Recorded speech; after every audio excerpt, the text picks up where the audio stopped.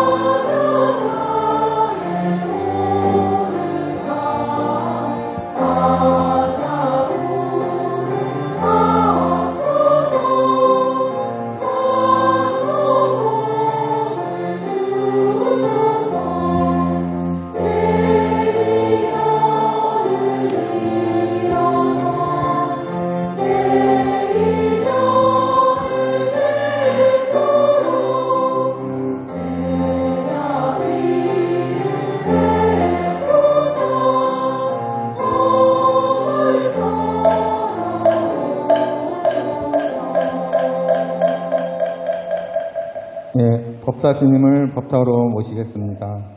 오늘 모신 법사스님은 현재 구인사 원로위원으로 계시는 정산스님이십니다. 신도님께서는 목탁에 맞춰 법사스님께 합장례에 올리겠습니다.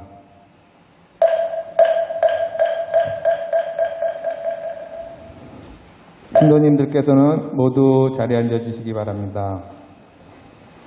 잠시 입정이 있겠습니다. 시작과 마침은 목탁으로 알려드리겠습니다.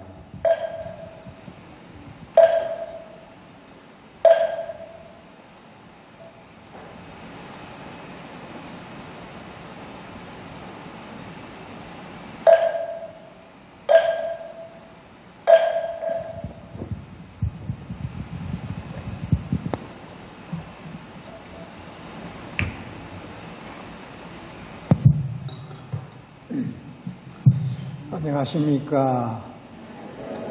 반갑습니다.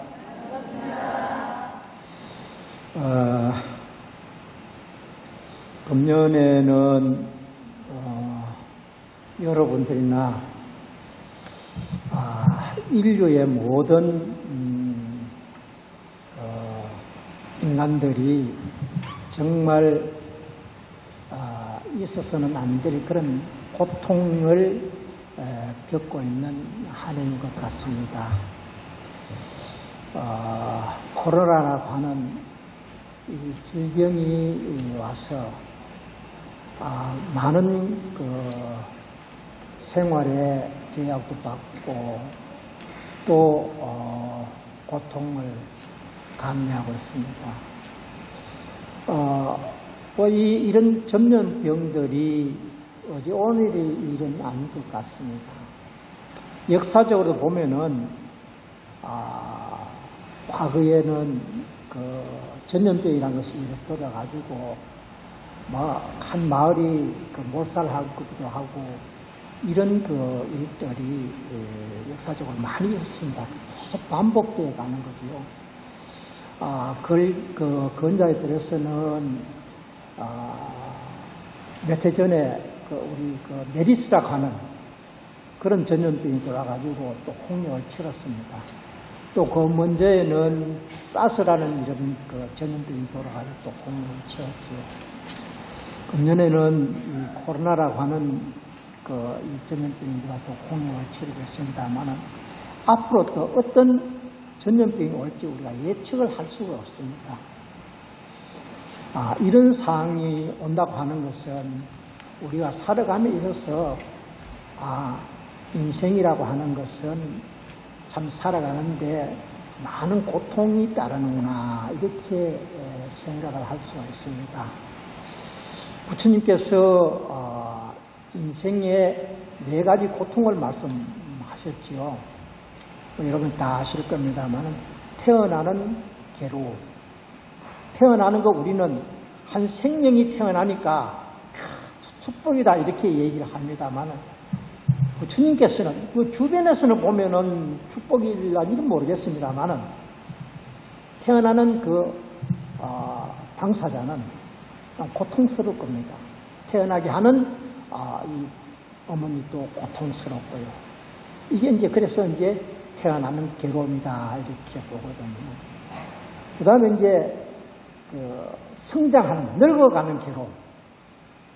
그럼 뭐 젊었을 때 하고 나이 들어서 할 때 하고 우리가 비교를 해보면은 나이가 들면은 참 힘들잖아요, 그죠? 무척 고통스럽습니다. 그 다음에 이제 병드는 고통.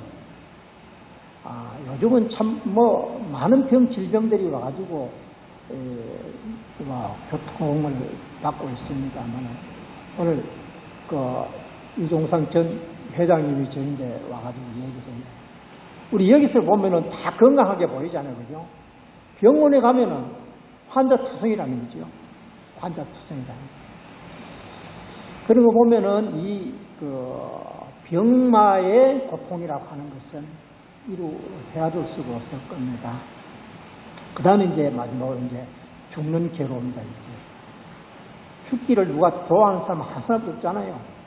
참 그게 죽음 앞에는 무척 고통스러워하고 괴로워한다 이렇게 볼 수가 있습니다. 아마 여러분들도 아실는지 모르겠습니다만 제가 이스라엘을 갔다 왔거든요. 이스라엘을 가가지고 안내하는데 이렇게 안내를 받아가지고 해보니까 예수가 사형 언도를 받았어요. 막 그 연륜을 다 떠났어도 사형 언도를 받았단 말이에요. 사형을 선고를 받았단 말이에요. 그러니까 예수는 죽음 앞에 똑같은 그 현상을 나타냈단 말이에요. 우리 인간도 죽기 싫어하고 죽음을 앞에서는 고통스러워하고 이러잖아요. 괴로워하니까. 예수도 역시 그리스도가 고통스러워하고 괴로워했다는 거죠. 죽음 앞에서 두려워했다는 거죠. 그 얘기를 듣고 제가 뭐라 그러냐면은 예수가 인류의 4대의 성인이라고 이렇게 하는데 내가 보는 견해에서는 예수가 죽음 앞에 두려워했다고 하면은 성인의 자격이 없다라고 얘기했어요. 성인의 자격이 없다고 얘기했거든요. 하니까 그 안내원이 뭐라 그러냐면 왜 자격이 없느냐 하는 거지. 다 인류가 전부 다 예수는 4대 성인의 한 사람인데 한 사람이라고 다 추앙하고 받드는데 왜 스님은 굳이 성인의 자격이 없다고 얘기하느냐 하는 거요. 그래서 내가 이렇게 얘기했어요. 적어도 성이라고 하면은 내가 죽은 이후에 어떤 곳에 태어나고 어떻게 살아갈지를 가르는 사람이 성인이다. 그치? 내가 죽은 후에 무엇이 되겠다고 알면은 여러분 어떻게 했어요? 두렵겠어요? 두렵지 않겠어요? 절대 두려울 것이 없다겠죠. 어찌 보면 떳떳하다고 하는 겁니다. 떳떳하니까 두려울 것이 없지 않습니까? 그런데 내가 죽은 이후에 무엇이 되고 어떻게 되겠다 하는 것을 모르기 때문에 두려워하는 거예요. 괴로워하는 거다. 그래서 그와 마찬가지로 우리의 죽음이라고 하는 것은 그만큼 두렵고 고통스러운 겁니다. 그래서 그냥 네 가지 이제 고라고 이렇게 얘기를 합니다. 오늘 제가 여러분들께 말씀을 드릴 것은 불교라고 하는 것이 뭐냐, 불교란 무엇인가 하는 주제로 말씀을 드리려고 합니다. 불교 글자를 이렇게 보면은 부처불자에 가르칠 교자거든요. 불교는 부처님의 가르침이다 이렇게 보면 됩니다. 그게 이제 간단하게 이제 그렇게 얘기할게요. 그러면 불자를 하면 부처님이라고 하는 분은 어떤 분이냐 하는 거죠. 부처님은 어떤 분인가요? 여러분 불자를 한번 이렇게 보세요. 불자의 구성이 사람 인변에 아니 불자로 있었어요. 사람과 아닌 것이 이렇게 혼합되어 있는 것이 부처불자요. 인변에 아니 불자를 썼거든요. 그 내용이 뭐냐?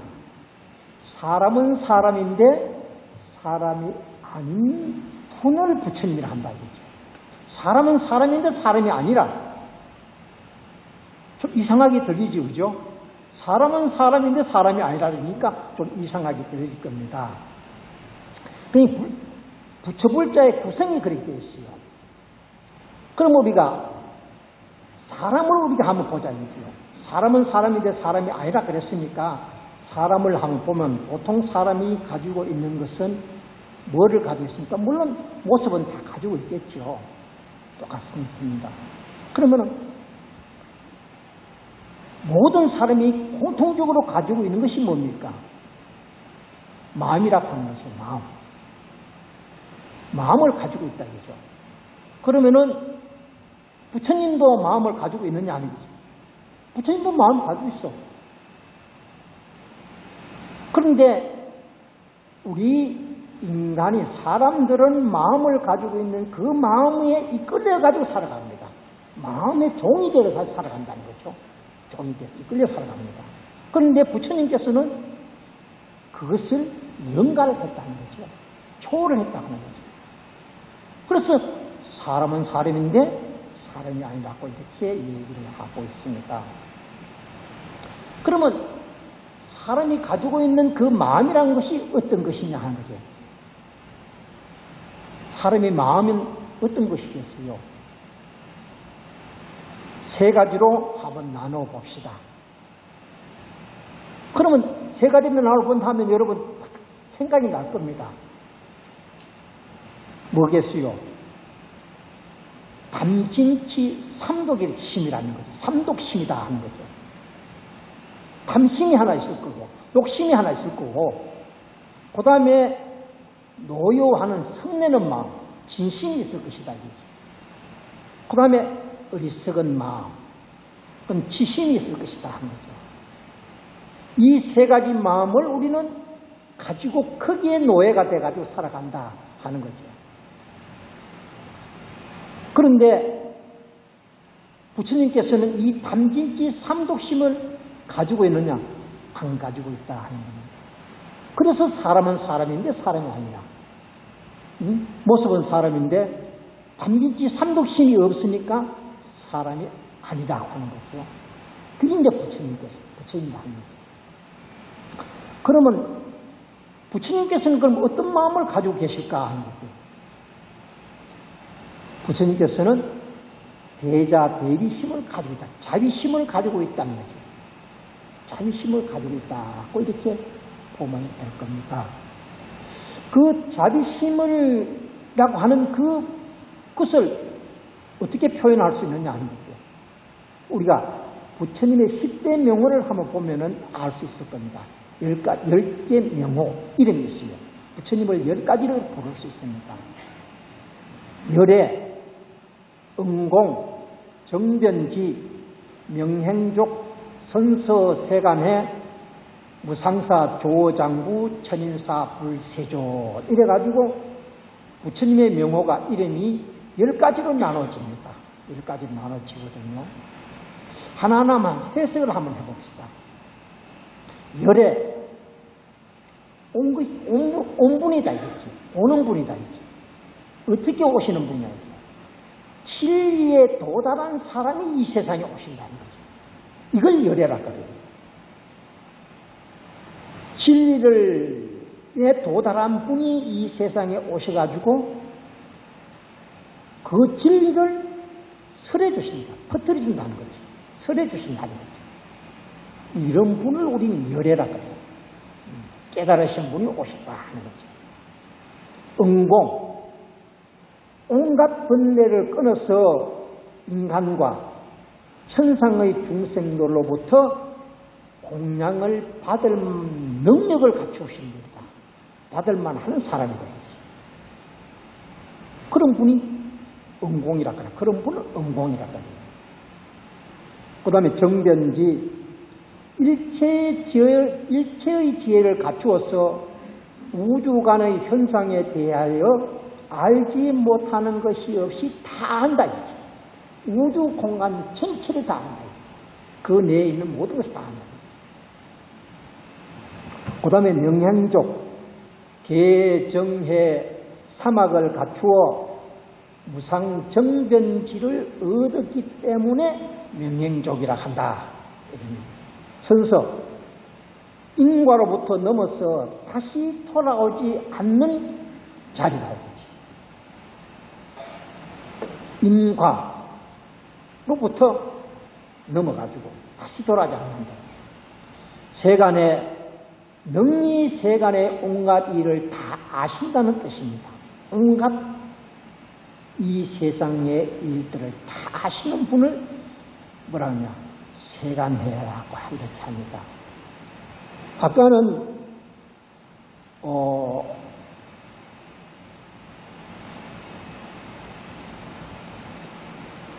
일체 지혜를 다 갖췄다. 어떤 지혜냐? 우주간에 있는 모든 현상에 대해서 지혜를 다 갖췄다. 뭐 지혜라 그러면은 마음을 닦아가지고 얻은 것을 우리는 지혜라 그러는데 배워서 얻은 것은 뭐라 그러겠어요? 그거를 우리는 지식이라 그럽니다. 지식하고 지혜하고는 절대로 혼동하지 마세요. 지식은 우리가 배워가지고 아는 것을 아리를 우리는 지식이라 그러고 지혜는 배워가지고 얻은 것이 아니라 닦아가지고 얻는 거거든요. 닦아가지고 얻는 것이 지혜거든요. 그러니까 배우는 거하고 닦는 거하고는 차이가 많습니다. 그래서 지혜라고 하는 거죠. 그러니 세간의 모든 온갖 일을 다 아신다고 하는 것은 지혜로운 삶을 가졌기 때문에 한다는 거죠. 우리가 이 세상의 이치를 다 아실 수 있다. 그 다음에 7번째 무상사. 일체 중생 가운데서 가장 높아서 더 위가 없다. 이거죠. 최고의 자리가 있는 것을 무상사라 그럽니다. 8번째는 조장부.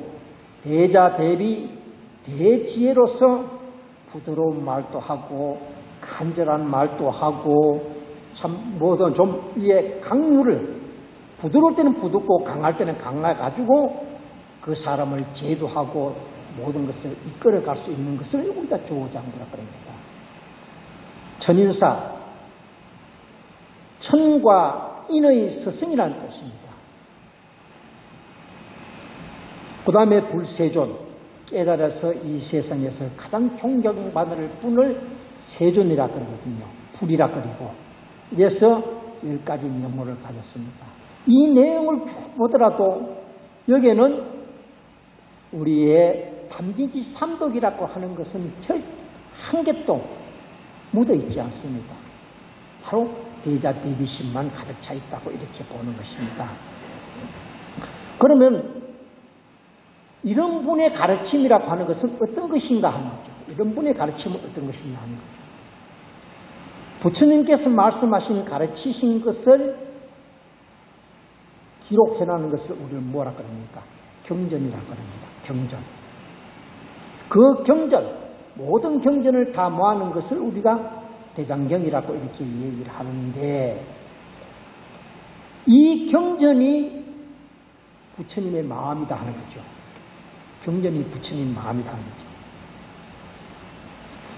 부처님의 마음이 경전이라고 하면은 경전의 내용이 뭐냐 하는 거죠. 경전의 마음 내용을 집약해서 보면은 마음 닦는 법이다 이렇게 얘기를 할 수 있습니다. 마음 닦는 법이 경전이고 경전이 곧 부처님의 마음이다. 부처님의 마음은 곧 마음을 닦는 방법이다 이렇게 봅니다. 그래서 우리가 자성을 밝히자 이렇게 보는 거죠. 경전이 마음 닦는 것이라고 말을 했다고 하면은 우리 마음을 닦으라 그랬으면은 마음의 종류가 몇 가지나 되는가 하는 것을 우리가 한번 살펴봐야 되겠습니다. 마음의 종류가 몇 가지나 되느냐 하는 거죠. 여러분 마음의 종류가 몇 가지나 되겠어요? 종류 수천만 가지죠. 그죠? 수천만 가지인데 대표적으로 우리가 보면은 우리의 마음은 6가지로 봅니다. 6가지로 봐요. 간단하죠. 6가지로 보면 간단하잖아요. 그죠? 그 6가지 종류가 하나하나 살펴보면은 첫째, 눈으로 보는 마음이 있을 겁니다. 여러분, 눈을 보면은 것이 수만 가지를 다 마음이 만들어지잖아요. 그죠? 좋은 거 보면은 좋은 마음, 기쁜 마음, 웃고 싶고, 그런 마음. 나쁜 거 보면은 찡그리고, 고통스러워하는 그런 마음. 이게 눈으로 보는 마음이 있습니다.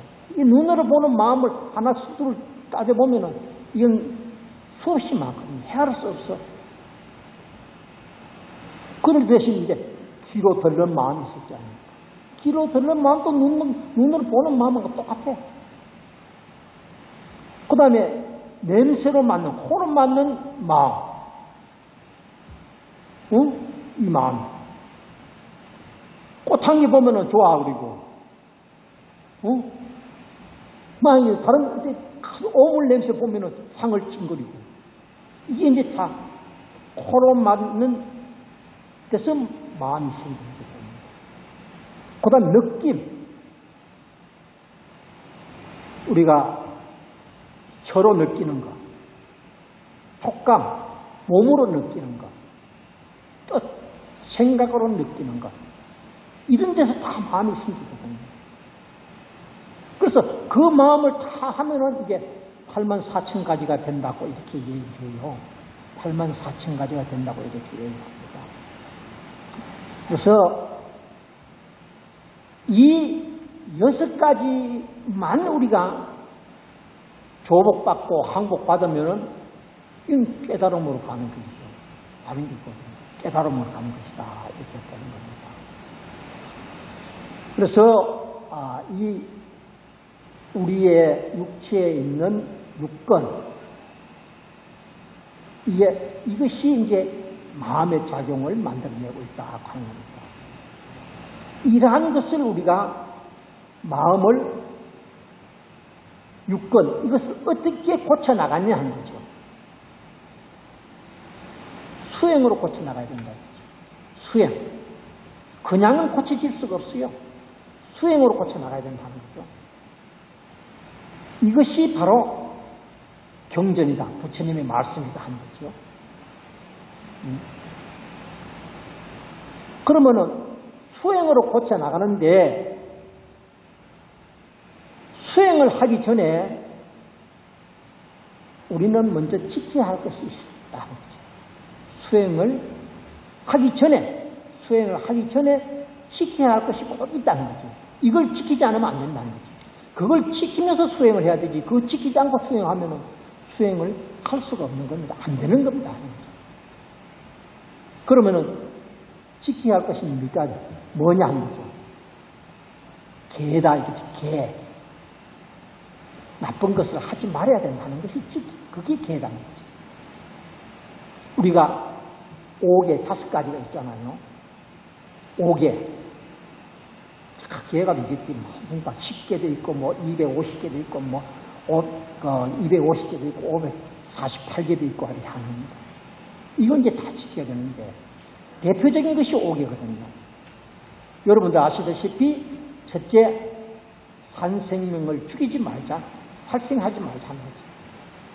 남의 물건을 훔치지 말자. 불사음, 삭된 은행을 하지 말자. 불망어, 말을 함부로 하지 말자. 불엄주, 술을 많이 마셔가지고 정신을 잃지 말자. 이 5가지거든요. 이걸 지키면서 수행을 해야 돼. 이거 지키지 않고 수행해가지고 되겠어요? 안 된다는 거죠. 오늘 저녁에는 밤새도록 기도 정진을 하고는 수행을 하고 나서 거기 들어가가지고 산생명 때려잡고 한다면 수행이 되겠어요? 지금도 마찬가지입니다만은 과거의 대조사님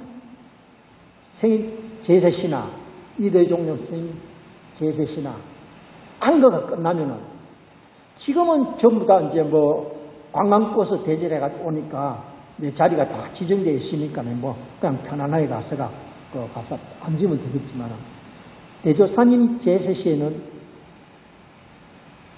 버스, 제천 나가는 버스, 단양 가는 버스. 안 거는 끝나니까네.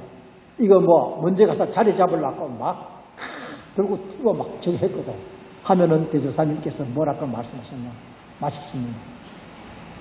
조용히 질서 있게 나이 많은 사람은 자리에 앉고 젊은 사람들은 서서 가도록 그렇게 하라고 이렇게 질서를 다 지켜달라고 이렇게 말씀하시거든요. 당부를 하시거든요.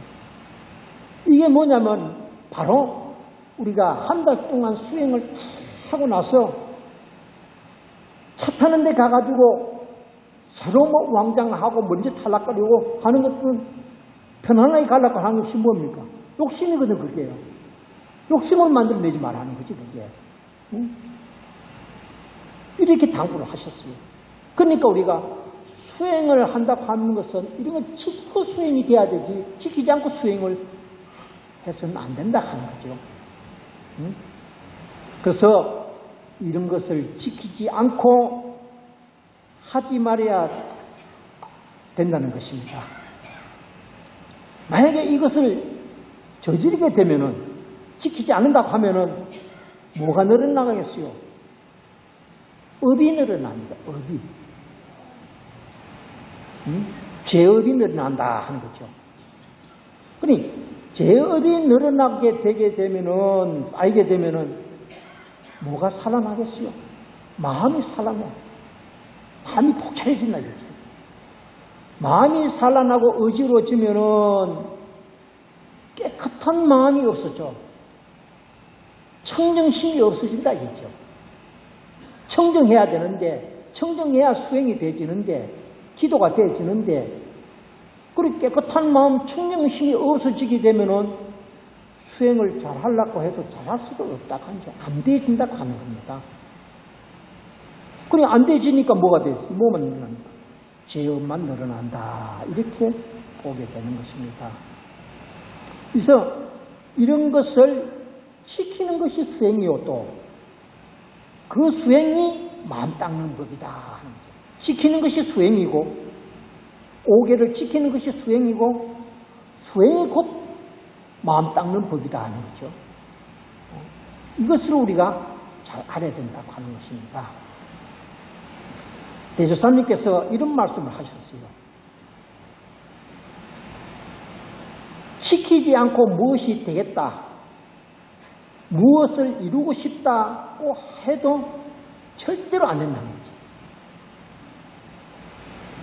그러시면서 뭐라고 말씀하셨냐면은, 관음정진을 열심히 하면은 바른 수행이 되어진다고 하는 겁니다.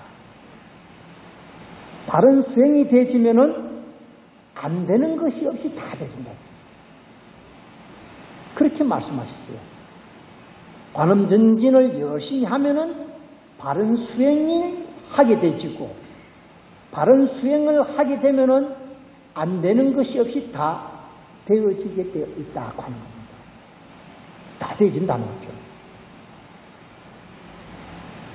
그래서 하고 싶은 일이 있으면은 척척 잘 되진다는 거죠. 척척 잘 되죠. 이렇게 척척 잘 되지니까 집안에는 애군이 없어지게 되고, 애군이 없어지게 되니까 집안은 자연적으로 화목하게 잘 되진다. 웃음꽃이 핀다는 거죠. 집안에 웃음꽃이 핀다는 거죠. 외도가 심하던 남편은 외도가 줄어들게 되고, 도박과 술주정이 하던 남편도 도박과 술주정이 줄어들고 자연적으로 가정을 돌보게 된다고 하는 겁니다. 그렇게 이 가정을 돌보게 되니까 아내는 자연적으로 집안일을 더 열심히 하게 되고, 남편과 자식을 위해서 더욱더 정성을 쏟게 된다고 합니다. 그렇게 되어지니까 자식은 부모의 말씀을 잘 듣게 되고 착하고 착해진다. 그러니까 또 자기 일을 적적 알아서 잘 하게 된다. 그렇게 되어지니까 자연적으로 가정은 화목하고 해줄 수밖에 없다라고 말씀을 하셨습니다. 이게 관세음보살을 열심히 독송함으로써 이렇게 되진다는 거죠. 독송함으로써 뭐가 되지냐면 수행이 잘 되진다는 거죠. 그래서 과정이 이렇게 화목해진다는 거죠. 근본적으로 보면은 관세음보살을 우리는 얼마큼 열심히 부르느냐 하는 것이 중요하다는 거죠. 이게 우리가 바른 수행을 갈 수 있는 길이 바로 관음 신앙에 써 있다. 관음 정진을 한 데서 있다라고 이렇게 보면 될 겁니다.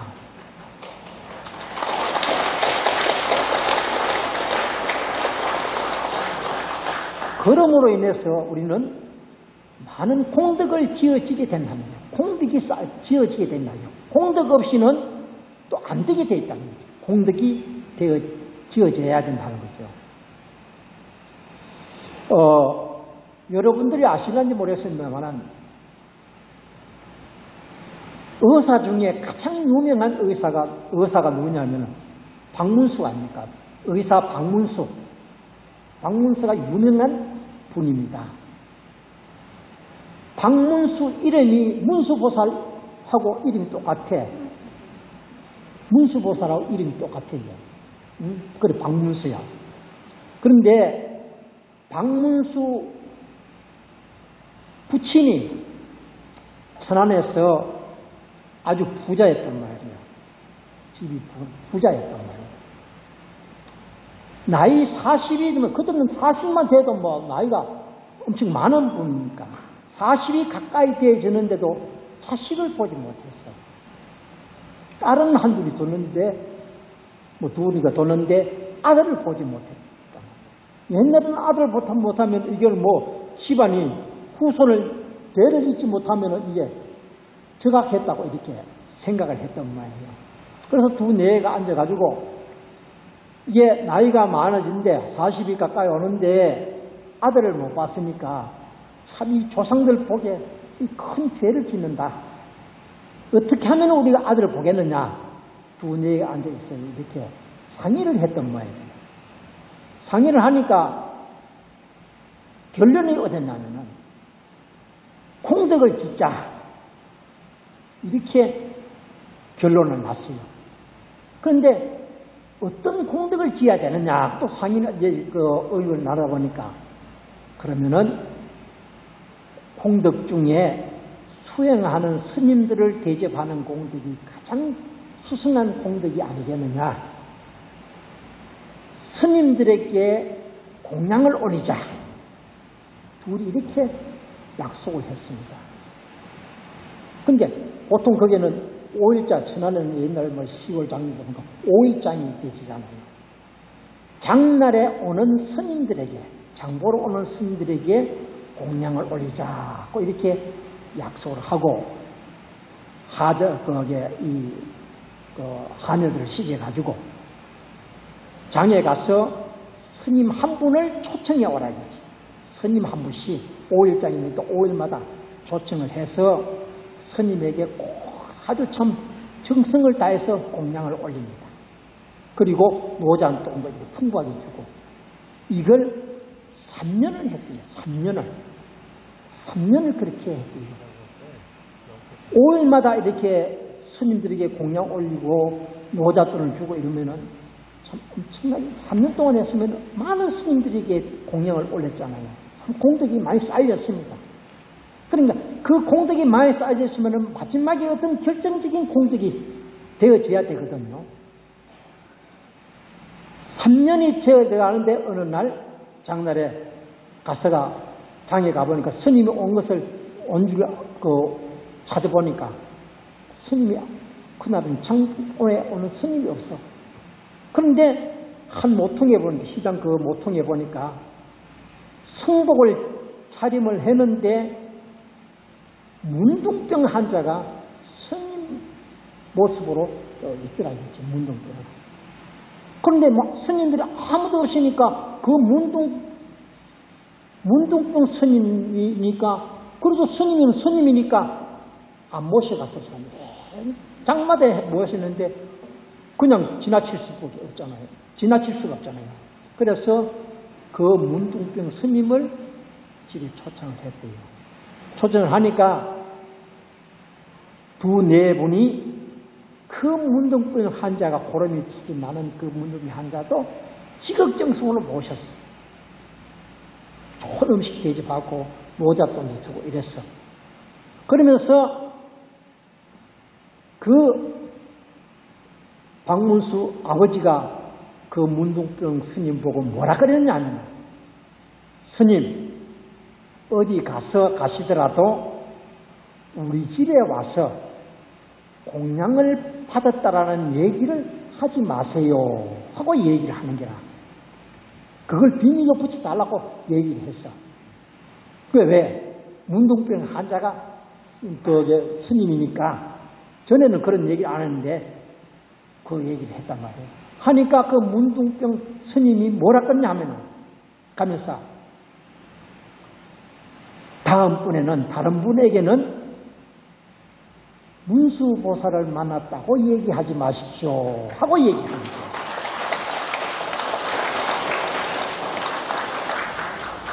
문수보살이 3년 동안 지극정성으로 스님들에게 공양 올리고 노잣돈 주고 하는 것을 그 모습 보니까 너무 공덕이 크거든. 그런데 이런 분에게도 공덕을 지느냐 안 지느냐 하는 것을 그걸 시험하러 보는 겁니다. 시험하러 갔단 말이에요. 그게 문수보살이 문둥병 환자로 모습을 해가지고 저 사람이 얼만큼 문둥병 환자도 이렇게 추한 사람도 대접을 하느냐 안 하는 것을 그걸 시험하러 갔단 말이에요. 그런데 아니나 다를까 그 문둥병 환자에게도 그렇게 정성을 다해서 해주더라. 그래서 문수보살을 친견했다고 봤다고 얘기하지 말라고 해서 갔어. 그러고 나서 태기가 있었다는 것이죠. 태기가 있어가지고 나는 분이 박문수라. 여기서 박문수라. 말하자면은 그만한 공덕을 지었기 때문에 그런 훌륭한 자식을 낳았다 하는 거죠. 그러니까 공덕을 지을 만큼 지어야 돼. 안 지으면 안 돼. 그래야 뭐가 되진다는 거죠. 또 한 가지 말씀을 드리면은 경기도에 양주라는 땅에 윤덕삼이라는 사람이 살았대요. 이분은 나이가 30이 돼도 장가를 못 갔어. 왜 장가를 못 갔느냐? 나이가 70이 넘어가는 부모님이 계시고 재산이라고서는 한 개도 없는 거지. 오두막집에 사는 그런 처지가 되면 논밭 전지는 하도 없고 그런 처지다 보니까 누가 시집 올 사람이 한 사람도 없어. 그런데 생활은 어떻게 하느냐? 재산이 없지만 서울에다가 장작을 팔아서 연명을 하고 있었어요. 그러다 보니까 장작을 팔러 양주에서 장작을 짊어지고 와서가 파는데 어디로 갔냐면 북한산 너머를 가는 데고 자문이라는 게 있잖아요. 그죠? 거리를 가서 파는데 거리를 가다 보면 매일 만나는 것이 어디냐면은 홍제동과 세금정 사이에 보면은 옥천암이라고 있는데 매일 만나는 것이 옥천암에 관세음보살을 말부를 이렇게 보고 가서가 이제 장작을 팔고 와서가 그리도 지나가지고 간대요. 그런데 보니까 가면 보니까 그 돌에 새겨지는 관세음보살을 보고 향해서 많은 분들이 와가지고 뭐 공양을 올리고 관세음보살 부르고 기도하고 뭐 이래 하거든. 그래 이분은 이제 불교하고 접하지 않았으니까네 저런 돌에다 새기는 관세음보살 그 사람을 보고 향해서 그 기도하고 관세음보살 부르면 뭐가 이루어질까 하고 이제 그런 의심을 가지고 맨날 이제 댕겼던 모양이에요. 그런 의심을 가지고 다니는데 하루는 장작을 좀 일찍이 팔고 이렇게 오다 보니까 누굴 만나면 거기서 기도를 하고 나오는 어떤 보살님하고 만나게 되었어요. 그래서 만나게 되니까 자기가 가지고 있던 의심을 얘기하는 거라. 아주머니 보살이라는 얘기는 못하잖아요. 그죠? 그거 모르니까. 아주머니 거기 가서가 빌고 이러면 뭐가 이루어진대요 하고 물어보는 거라. 물어보니까 그 보살이 저기 관세음 보살은 아주 영험이 많은 관세음 보살이니까 뭐든지 소원을 빌면은 다 이루어진다고 얘기를 합니다. 하면서 내가 보아하니까 아주 장가도 못 갔던 것 같은데 저 관세음 보살인데 가사가 공양 올리고 관세음 보살 부리고 기도하면은 장가 보내준다. 이런 얘기를 하거든. 이 윤덕삼이라는 사람은 다른 데는 관심이 없고 장가 보전해 준다는 생각이 막 그게만 관심이 딱 드는 거야. 왜? 장가를 못 가니까 부모에게 손자도 대를 이어갈 수 있는 손자도 하나 못 안겨주고 이러니까 불효자식이 되어지는 거라. 그래서 효자가 한번 돼봐야 되겠다. 장가 가서 효자가 돼봐야 되겠다 하는 그런 마음으로 밖에 없었다 이거지. 그래서 그 이튿날부터 이제 매일 올적에는 주먹밥을 하나씩 싸왔는데 그날부터는 주먹밥을 2개 쌌거든요. 와가지고 장작을 팔고 와가지고는 주먹밥 1개는 자기가 먹고 1개는 관세음 보살을 올립니다. 내가 올린 거는 그것밖에 없어. 올릴 만한 거는 그것밖에 없어. 주먹밥을 올리고 뭐라 그러냐면 관세음 보살님 이 주먹밥을 드시고 내 장가 보내주세요 하고 이제 기도를 하는 게라. 그러면 관세음 보살이 자꾸 애원하는 게라. 나 장가 보내달라고. 그렇게 하는 것이 얼마 정도 지냐? 100일이 정도 지냈대요. 참 지극정성으로 그렇게 하루도 빠짐없이 주먹밥 올리고 관세음 보살께 그렇게 기도를 하고 이랬거든요. 100일이 떡대해졌는데 그날따라는 뭐 장작이 일정 좀 팔려주니까 미리 와가지고 이제 기도를 하는데 그냥 기도하다 보니까 좀 심심해. 그래서 관세음 보살님이 탁 이렇게 치다 보면서 뭐라 그러냐? 관세음 보살님, 관세음 보살님하고 내하고 내기를 하나 하자. 내기를 하자고 제안하는 거야. 내기를 해가지고 내가 이기면은 관세음 보살님 나를 장가 보내주고 내가 지면은 내가 죽을 때까지 관세음 보살님께 주먹밥 올리겠습니다. 하루도 안 빠지고 주먹밥 올리겠습니다. 이렇게 2가지 약속을 딱 하는 거야. 그러면 이제 내기를 뭔 얘기 하냐? 요즘 말하자면은 장기계와 비슷하는 이제 이게 뭐 거래 놓고 하는 꼰띠기라는 게 있습니다.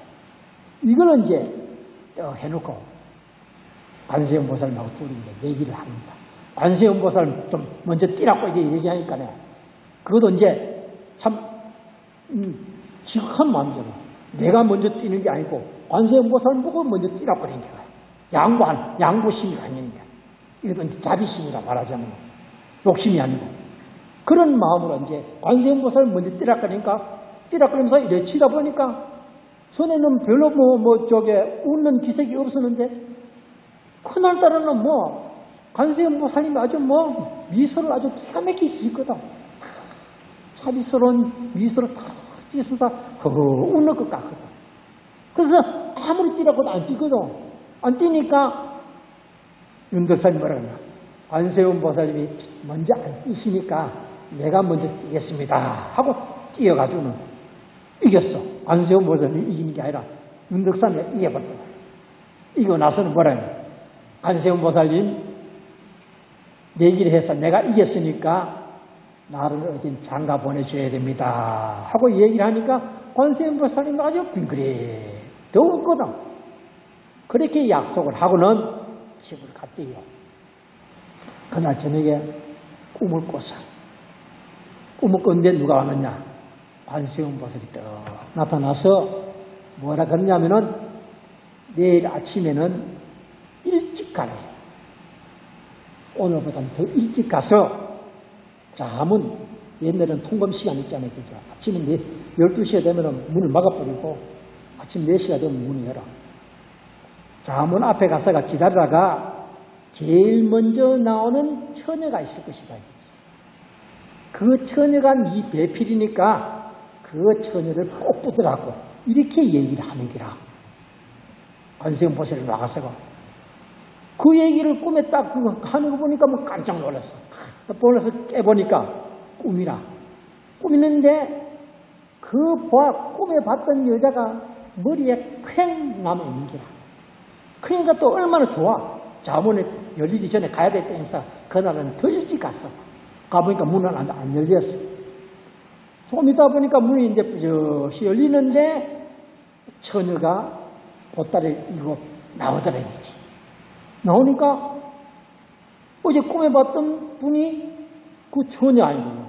그래서 막 처녀를 붙들고 물었어.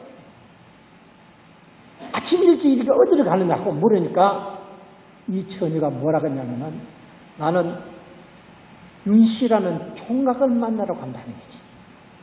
윤씨라는 총각을 만나러 간다는 거지. 양주에 있는 윤씨라는 총각을 만나러 간다는 거지.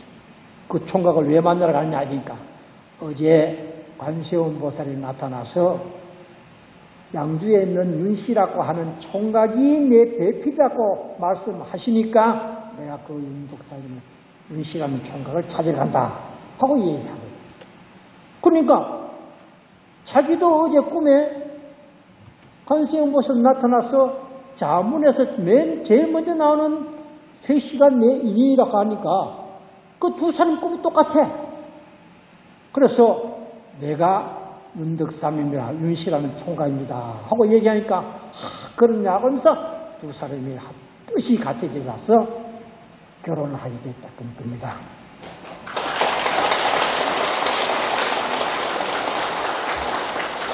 이렇게 되면 어떻게 되겠어요? 결과는 어떻게 되겠어요? 아들, 딸 낳고 잘 먹고 잘 살았지. 이게 결과적으로 관세음보살을 얼마만큼 내가 지극정성으로 모시느냐 하는 게 달립니다. 상호령각 대조사님께서 법의 말씀에 일심이상 청정하면은 처처에 연하게라 그랬어요.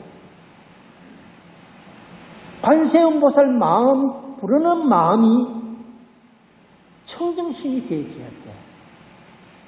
이게 잡념이 가득한 마음으로 가지고 이 생각, 저 생각하는 마음을 가지고 관세음보살 백날, 천날 불러도 이거는 아니다. 정성이 아니다. 안 들어간다는 거죠. 정성이 될 수가 없다 하는 거죠.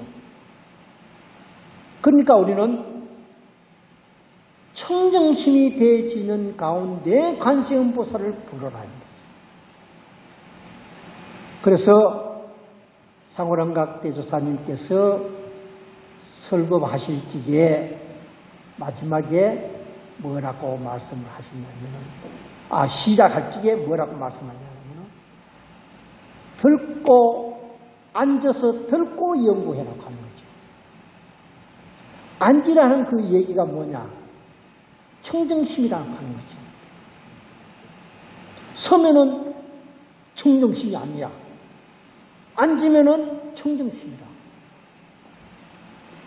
그래서 들고 연구하라 그래요. 관세음보살을 부르는데 마음을 가지고 관세음보살을 여러분들이 한번 부르면서 왜 관세음보살을 불러야 되느냐 하는 것을 한번 따져봐요. 연구를 해보라는 거지. 왜 불러야 되느냐. 또 그러면서가 관세음보살을 하는 분은 어떤 분인가 하는 것을 한번 연구를 해보라는 거지. 연구하는 마음이 하나로 돌아갈 수 있는 길이 된다. 연구하는 마음이 그렇게 관세음보살은 어떤 분인가 하는 것을 생각하는 마음, 연구하는 마음이 한 마음으로 돌아간다는 거지. 그게 일시, 청정심이 되어진다고 합니다.